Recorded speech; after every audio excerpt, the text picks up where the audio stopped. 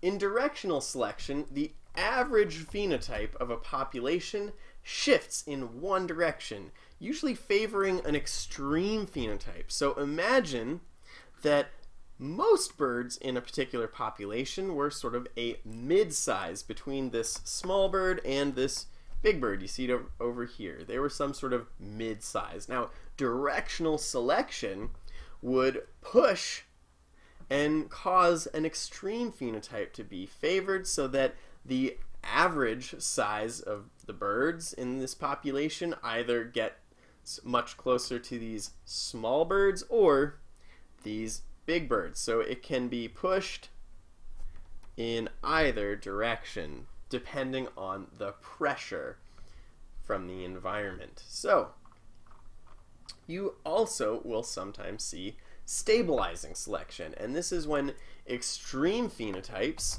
like the really small bird and the really big bird, those extreme phenotypes are selected against. So actually the average phenotype doesn't change. The average phenotype stays the same. However, genetic variation is reduced. So we go from this outer red curve here to this inner blue one. The average, this middle of the road phenotype, stays the same, but the percentage of the population that has more extreme phenotypes reduces.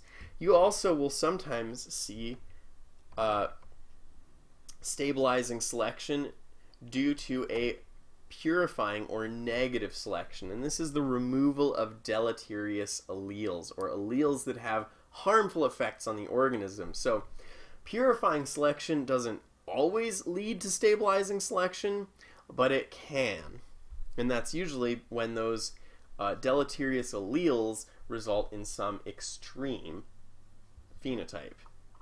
Now lastly, you can actually have disruptive selection, and that's when the extreme phenotypes are favored over the intermediate ones, but both extremes are favored. So unlike directional selection where we push either in one direction or the other, here in disruptive selection we actually go for both extremes. So we started off with this red curve and we wind up with this blue curve in terms of the distribution of phenotypes. So here the mid-sized birds are being selected against, and small and large birds are being favored.